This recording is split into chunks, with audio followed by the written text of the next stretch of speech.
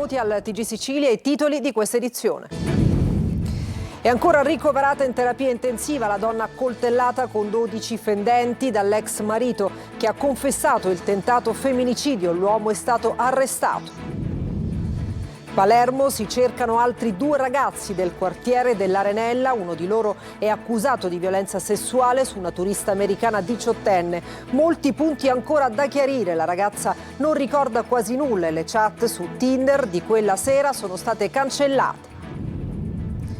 44 migranti, tra cui donne e bambini, sono stati salvati dopo aver trascorso 5 giorni su una piattaforma petrolifera abbandonata tra Libia e Tunisia, in condizioni estremamente difficili. Dopo il recupero da parte dell'ONG Sea-Watch, il gruppo è stato trasferito a Lampedusa. Mio marito non si è suicidato, qualcuno lo ha ucciso. Continua a ribadirlo a gran voce Francesca Donato, la moglie dell'imprenditore Angelo Onorato, trovato morto a Palermo 2 anni fa nella sua auto. Indagini prorogate di 6 mesi. Cefalù, il caso del santone a capo di una comunità da cui sono stati allontanati 2 bambini.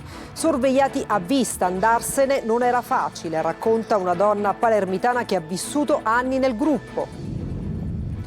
Alla Villa Bellini di Catania la 4ª edizione della caccia alle uova di Pasqua, un momento di socialità e di divertimento per mamme e bambini. E poi il calcio, per il Palermo e vigilia di campionato. Domani Barbera, i rosanero sfideranno l'Avellino. Inzaghi ha già in mente l'11 da schierare contro gli Irpini.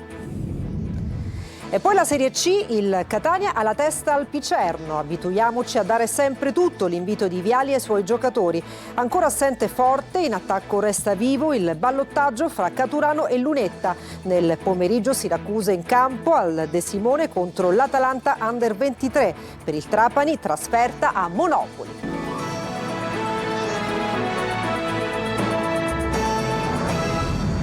Buongiorno, torniamo a parlare della donna accoltellata a Catania, fermato l'ex marito con l'accusa di tentato femminicidio. L'uomo ha confessato, la donna colpita da 12 coltellate è ricoverata in terapia intensiva dopo un delicato intervento chirurgico. Orazio Longo.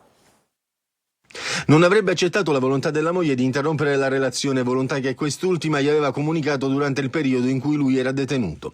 Con l'accusa di tentato femminicidio e porto illegale di armi o oggetti atti a offendere, è stato fermato e condotto in carcere il 56enne che ha tentato di uccidere l'ex moglie di 51 anni, colpendola con 12 coltellate davanti a un negozio nel rione Picanello a Catania. Durante l'interrogatorio l'uomo ha ammesso le proprie responsabilità. Secondo la ricostruzione della procura, una volta tornato in libertà l'indagato avrebbe preso contezza della volontà della moglie di porre fine al rapporto e, non accettando la decisione, avrebbe minacciato la vittima fino a giungere al tragico epilogo. Poi è scappato, ma la sua fuga è durata poco più di 14 ore. I carabinieri lo hanno fermato nello stesso rione, bloccandolo in piazza Pergolesi. In caserma l'uomo ha sostenuto di aver agito al culmine di una lite per una forte conflittualità familiare e per motivi che riguardano il fatto di vedere la figlia piccola. Ha negato la premeditazione, sostenendo di avere con sé il coltello che solitamente utilizza per raccogliere la verdura.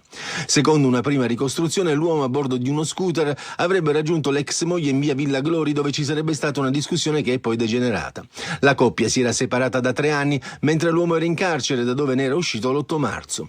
La donna è stata trasportata d'urgenza all'ospedale Cannizzaro, dove è stata sottoposta a un delicato intervento chirurgico.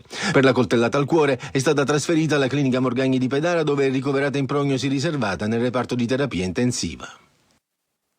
Si cercano altri 2 ragazzi del quartiere palermitano dell'Arenella per chiarire la violenza sessuale denunciata da una turista americana 18enne. La ragazza non ricorda quasi nulla e le chat su Tinder di quella sera sono state cancellate. Manlio Viola. La violenza sessuale denunciata e il mistero delle chat cancellate. A 2 ore dai fatti che hanno coinvolto una 18enne americana in vacanza a Palermo non è ancora chiara la dinamica di ciò che è avvenuto nella notte fra mercoledì e giovedì. Gli investigatori della squadra mobile cercano 2 ragazzi abitanti nel quartiere Arenella che avrebbero passato la serata con l'amica della ragazza violentata e che sarebbero arrivati nel B&B delle 2 giovani insieme all'altro ragazzo indiziato per la violenza. La vicenda è complessa e e inizia la sera di mercoledì. Le due ragazze americane raccontano di aver passato la serata in discoteca. A tarda ora, rientrata in camera, la giovane inizia a chattare su Tinder con un ragazzo appena conosciuto. Alla fine lo invita in camera. Il giovane si presenta con due amici che tornano a uscire con la seconda turista americana. I due giovani rimasti soli hanno un rapporto sessuale consensuale, poi il buio. La diciottenne si sveglia giovedì mattina piena di lividi e senza ricordare nulla e presenta denuncia, ma qualcuno ha cancellato le chat su Tinder e lei non ricorda di averlo fatto, nonostante sia lei stessa a consegnare il cellulare agli investigatori. Le due turiste americane sono adesso ripartite per tornare a casa e gli inquirenti si trovano davanti a un rebus. C'è un vuoto di diverse ore da riempire e in quelle ore sarebbe avvenuta la violenza, ma anche un furto di gioielli, ma il come, il quando e il chi sono ancora nebulosi. Avrebbe picchiato violentemente la zia di 89 anni, procurandole la frattura del naso e dell'osso mascellare, accusandola di avergli rubato una forbice e un paio di calzini. Protagonista dell'aggressione avvenuta a Riposto, un 69enne che è stato arrestato da carabinieri della locale stazione per lesioni personali gravissime. Agli investigatori la donna ha raccontato l'aggressione subita dal nipote alla presenza della sorella di 61 anni dell'uomo che l'avrebbe colpita con pugni in testa e per impedirle di gridare le avrebbe chiuso la bocca con una mano minacciandola anche di morte. E cambiamo argomento, si è conclusa nelle ultime ore un'operazione di soccorso che ha evitato una nuova tragedia. 44 migranti, tra cui donne e bambini, sono stati salvati dopo aver trascorso 5 giorni su una piattaforma petrolifera abbandonata tra Libia e Tunisia in condizioni estremamente difficili. Dopo il recupero da parte della ONG Sea-Watch, il gruppo è stato trasferito a Lampedusa. Francesco Triolo. Si sono rifugiati per 5 giorni sulla piattaforma di Don tra Libia e Tunisia per sfuggire alla tempesta prima di essere soccorsi e fatti salire a bordo di Aurora, la nave veloce dell'organizzazione umanitaria Sea-Watch. Un'attesa lunga e drammatica trascorsa in condizioni precarie con scarse riserve di acqua e di cibo e senza alcuna assistenza. Adesso i 44 migranti sono sbarcati a Lampedusa, da dove la nave della ONG era partita ieri mattina dopo una segnalazione lanciata da Alarm Phone, la rete che raccoglie le richieste di aiuto nel Mediterraneo. Aurora sta navigando verso nord per portarle al sicuro. Tra i migranti soccorsi ci sono anche donne e bambini, aveva fatto sapere Sea-Watch nelle ore dell'operazione. In un primo momento le autorità italiane avevano indicato Porto Empedocle come porto di sbarco, ma la distanza è stata giudicata incompatibile con il carburante disponibile a bordo. Da qui la richiesta poi accolta di attraccare direttamente a Lampedusa. Una volta arrivati sull'isola, i migranti sono stati presi in carico dalle autorità per le prime visite mediche e le procedure di identificazione. Le loro condizioni, segnate da giorni di esposizione alle intemperie e dalla mancanza di beni essenziali, restano al centro dell'attenzione mentre prosegue il monitoraggio delle rotte migratorie nel Mediterraneo centrale, ancora una volta teatro di emergenze e operazioni di soccorso.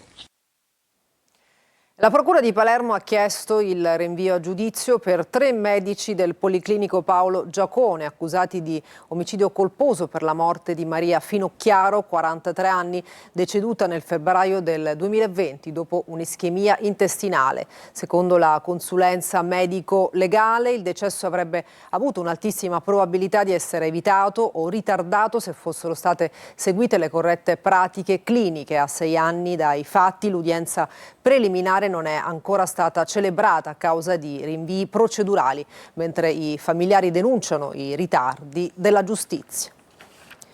Suicidio o omicidio? Permangono i dubbi sulla morte dell'imprenditore Angelo Onorato. Parla la moglie ai nostri microfoni. Ribadisco che mio marito non si è suicidato, qualcuno lo ha ucciso. Marco Gullà. Nei giorni scorsi il GIP ha respinto la richiesta di archiviazione della Procura, chiedendo ulteriori indagini sulla morte di Angelo Onorato. L'imprenditore e marito dell'ex eurodeputata Francesca Donato era stato trovato senza vita nel suo SUV con una fascetta da elettricista stretta al collo il 25 maggio 2024. La famiglia non ha mai creduto all'ipotesi di suicidio. Ai nostri microfoni la moglie continua a ribadire che ci sono elementi che portano sempre più alla pista dell'omicidio. Ci sono vari elementi che portano ad escludere categoricamente l'ipotesi di un suicidio, non solo quelli psicologici, che dimostrano come non ci fosse alcuna idea suicidaria in lui, il prelievo al bancomat, l'acquisto del pandarancio che è stato trovato accanto al suo cadavere proprio fra i due sedili quando è stato ritrovato. Ma c'è un elemento oggettivo che allarga le maglie del caso. L'assenza di impronte digitali sulla fascetta che aveva al collo, che quindi non può essersi stretto da solo, in quanto la necessità della pressione per chiuderla avrebbe chiaramente fatto lasciare le sue impronte digitali, mentre chi l'ha fatto al suo posto evidentemente indossava dei guanti. Ma anche lo sportello posteriore destro ritrovato aperto quando lui è stato trovato al posto di guida con la cintura allacciata, peraltro con la linguetta inserita nello spazio della cintura del passeggero, perché nella sua c'era un fermo metallico che lui utilizzava per non farla suonare, in quanto non aveva l'abitudine di mettere la cintura. Il dubbio se si sia trattato di suicidio o omicidio permane, ma ci sarebbero lacune nelle indagini della procura e della polizia. Palermo, incidente all'alba in corso Finocchiaro Aprile nei pressi del tribunale. Un automobilista ha perso il controllo del mezzo coinvolgendo 4 veicoli parcheggiati. 3 persone sono rimaste ferite, sono state trasportate in ospedale. Sul posto il 118 e polizia municipale. Il traffico paralizzato, in corso accertamenti alcolemici e tossicologici sul conducente. E adesso il caso del Santone, a capo di una comunità da cui sono stati allontanati 2 bambini, sorvegliati a vista. Andarsene non era facile, racconta una donna palermitana che ha vissuto anni nel gruppo. Lorena Dolci.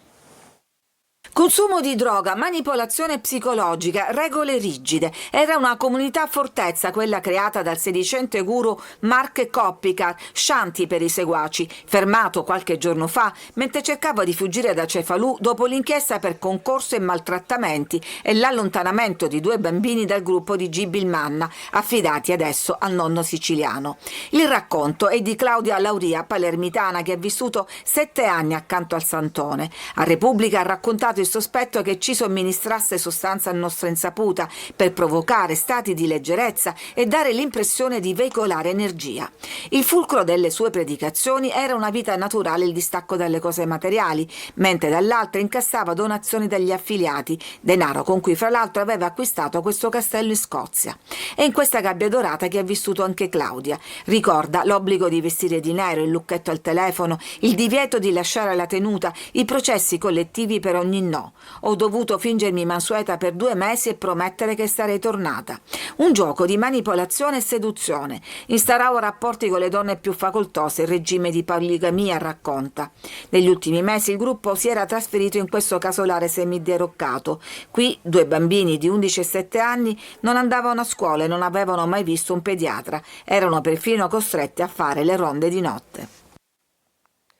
Con la benedizione del vescovo della diocesi Pietro Maria Franielli si conclude la processione dei misteri a Trapani. Fedeli e visitatori, come ormai accade da 4 secoli, per 24 ore si sono riappropriati dei sacri gruppi e della città. Ora, con la chiusura del portone della chiesa del collegio, l'appuntamento è rinnovato al 2027. Laura Spanò. Per la folla di devoti e visitatori è stata la notte più lunga nei riti della Settimana Santa, iniziata ieri alle 14 a Trapani. Come da tradizione, per 24 ore la processione dei sacri gruppi ha sfilato il suo incedere caratteristico, dettato dalle ciancole e dall'annacata, seguito dai processionanti e dalle bande musicali. Stamane alle 5 ha ripreso il suo cammino per il ritorno nella chiesa del collegio che accoglie i misteri, vista la chiusura temporanea a causa dei lavori in corso della chiesa del Purgatorio. L'uscita e il rientro nella chiesa del collegio segna un ritorno al passato. L'ultima volta in cui la processione ebbe inizio da questa chiesa risale al 5 aprile del 58. Gli stessi gruppi che dopo quasi 70 anni hanno varcato nuovamente quella soglia si sono ritrovati di fronte a una società completamente cambiata. Quella di Trapani è una processione che nonostante i secoli però riesce sempre a rinnovarsi. Una processione che in più di 4 secoli scrive ogni anno la storia di questa città, fatta di intere generazioni che in un modo o nell'altro vivono in simbiosi con i misteri. Il sistema di tracciamento che sta conquistando i pronto soccorso di diverse province siciliane, elaborato dall'ASP di Siracusa, permette di tenere costantemente aggiornati gli accompagnatori dei pazienti, seguendo in tempo reale l'iter diagnostico e terapeutico. Con le nostre telecamere vi portiamo all'Umberto I di Siracusa. Francesco Aloi. Si scrive PS Tracking, si legge innovazione. Nei pronto soccorso del siracusano l'accompagnatore può seguire passo passo il percorso del proprio caro. Lei mi lascia il suo numero di cellulare, io lo carico sulla scheda, gli arriverà un SMS con un codice OTP. Tutto parte da qui. Nel triage si dà il numero di cellulare della persona che si vuole tenere informata. Così, aprendo l'SMS, cliccando sul link e inserendo i dati, si hanno gli aggiornamenti in tempo reale. Il decorso del proprio iter all'interno del pronto soccorso nel rispetto della normativa sulla privacy e avere quindi contezza di tutto quelle prestazioni o di tutte quelle attività che sono eseguite proprio sul paziente. Quindi sono 3 le fasi per attivare il nuovo sistema di PS Tracking, una novità che sta già riscuotendo molto apprezzamento. Abbiamo dei feedback positivi perché permette di evitare l'isolamento del paziente all'interno del pronto soccorso. I problemi comunicativi si sono ridotti notevolmente e l'utenza è davvero contenta di questo nuovo sistema. Un sistema innovativo ideato e sviluppato dall'ASP di Siracusa, adesso replicato anche in altre province. Nell'ASP di Palermo, nell'ASP di Catania, nell'IRCS di Messina e abbiamo in contatto in questi giorni con l'ASP di Enna. Quindi così anche i pazienti sono più tranquilli? Assolutamente sì. Alla Villa Bellini di Catania la 4ª edizione della caccia alle uova di Pasqua, un momento di socialità e di divertimento per mamme e bambini. Orazio Longo. L'appuntamento ormai consueto alla Villa Bellini di Catania per la caccia alle uova di Pasqua, 4ª edizione di un momento di divertimento per i più piccoli e socialità. Un grande percorso all'aria aperta con 30.000 uova colorate nascoste tra viali, aiuole e angoli fioriti, pronte per essere trovate dai bambini fino a un massimo di 10 uova partecipante.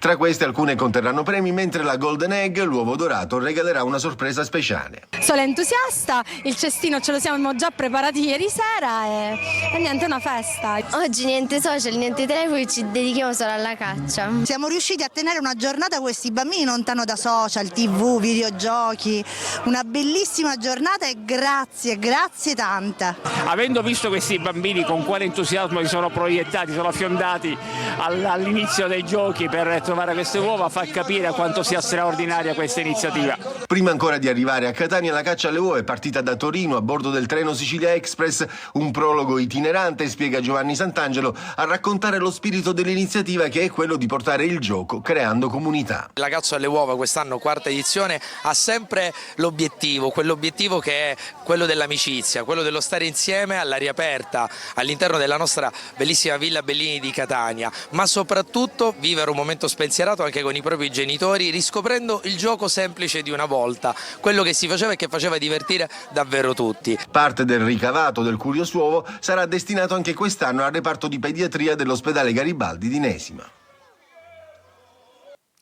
E alle 14.30 tornerà Il Punto, oggi in diretta su Telecolor e domani alle 14 su Antena Sicilia.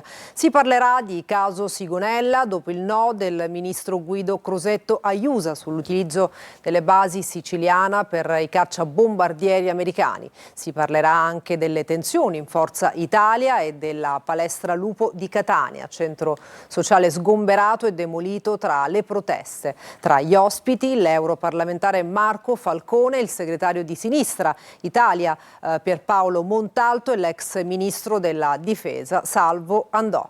E adesso una breve pausa, torniamo tra pochissimo con tanto spazio per il calcio.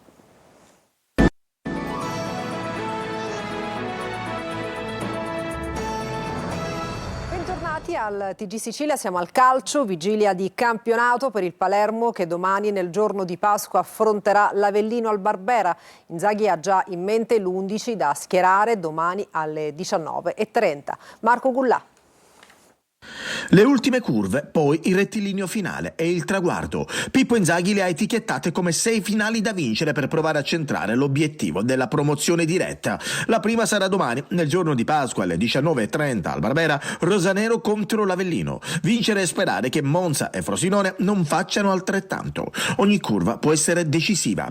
Inzaghi ritrova quasi tutta la rosa a disposizione, l'unico assente contro l'Avellino sarà Rui Modesto, out per squalifica. Sul piano tattico si va verso il ritorno al 3-4-2-1 più quadrato rispetto a quello visto a Padova, con i titolari abituali pronti a riprendere il loro posto. C'è però un nodo da sciogliere. 4 difensori, Bani, Magnani, Peda e Beresischi, sono in diffida e nel prossimo turno è in programma lo scontro diretto con il Frosinone.